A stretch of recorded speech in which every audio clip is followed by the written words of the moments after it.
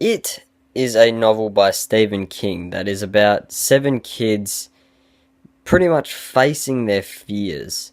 There's been two adaptations of the novel so far, one in 1990 and another that just came out, well, a couple days ago, and that's what I'm going to be talking about today.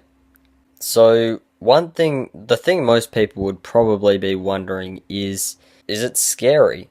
And me personally, I didn't find it to be scary. Now, that doesn't mean it's bad. I actually found it really good.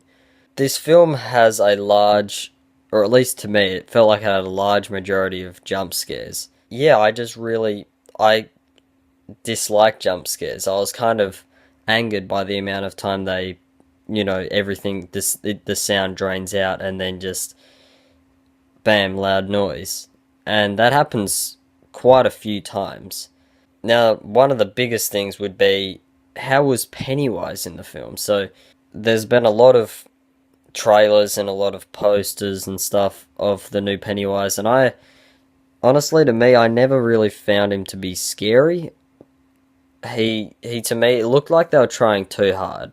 In the 1990 TV miniseries, Tim Curry, it's a simplistic clown in the original one, but in the new 2017 film, it's almost as if the clown is supposed to be scary, which doesn't really work because clowns aren't supposed to look scary, they're supposed to look goofy. In the 1990 film, in the 1990 miniseries, he was goofy. In this one, it just felt like they were trying too hard to make him scary.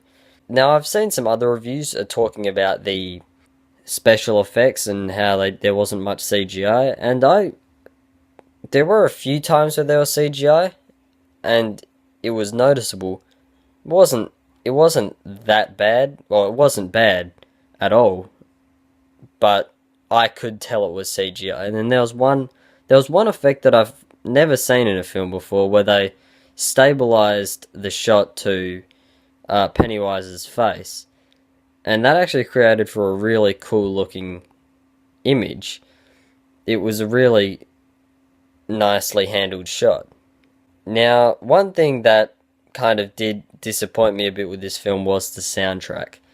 I wasn't really amazed with it. There was one song, there was one piece of music that kind of sounds like an attempt at dubstep. It's really strange, and I listened to it. I listened to it before the film came out, before I went to go see it, and then I listened to it. I noticed I looked out for it during the film. When I heard it, it didn't sound as bad. It didn't. It was kind of covered up by the audio. The biggest thing that this movie has is its cast. The cast in this is absolutely incredible. I don't think there's ever been a better cast of so many child actors. Stranger Things, that's really good, but this has quite a few young actors, and this does have one of the actors from Stranger Things playing what I think is the best character in the film. And that's another thing, there's quite a lot of humour in this, and that wasn't something that I was expecting. I was expecting this to be a very bleak movie just by the excellent opening alone, and I'll get into that in a second because that's going to be spoiler territory, and I want to keep this mostly. To me, it doesn't really matter if this is spoiler free or spoiler full because the movie's been out for a while now. I really all seven of the main child actors, or the main characters, they were really, they felt like real people, and it really helped. Now, luckily, they did change it a bit from the original 1990 TV miniseries. Now, there's obviously a chapter 2 coming out, and I think that comes out in 2019. And luckily, they changed this up by having, this one doesn't have any of them as adults. This only has them as kids. Now, the first part of the miniseries has it starting out in the future.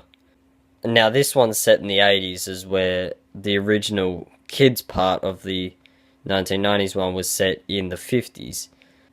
And that means the next one's going to be set in the 2000s, which makes me kind of worry a bit with how they're going to use some technology. But honestly, if the same director comes back, I'm gonna be fine with it because he did a really good job. By the way, the production design was really incredible, and all the sets were very well handled.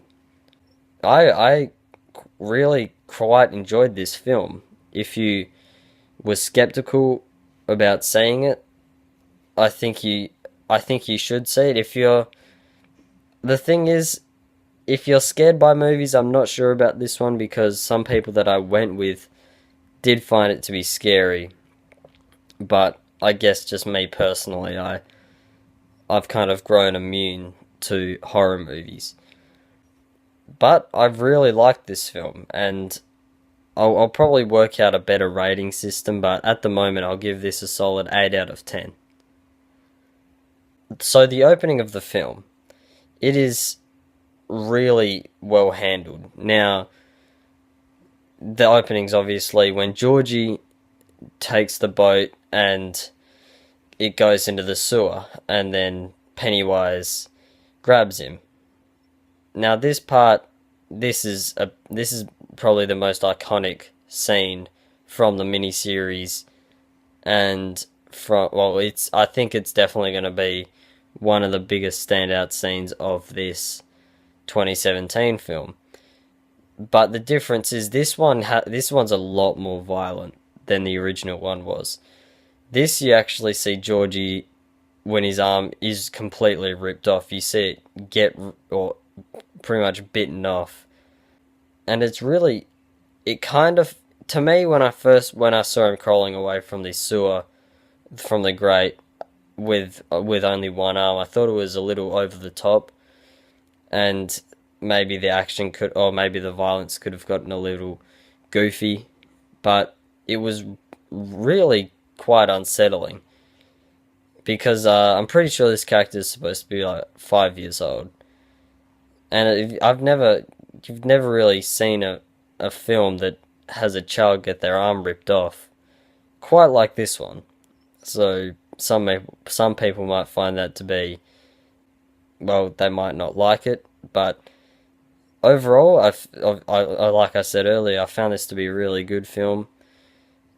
My only problems really are I don't really care for the music, and the ending of the film is kind of a big, kind of an action scene, and I wasn't paying an extensive amount of attention to that. So overall, this film is very well handled, and I really hope the director does come back for the sequel.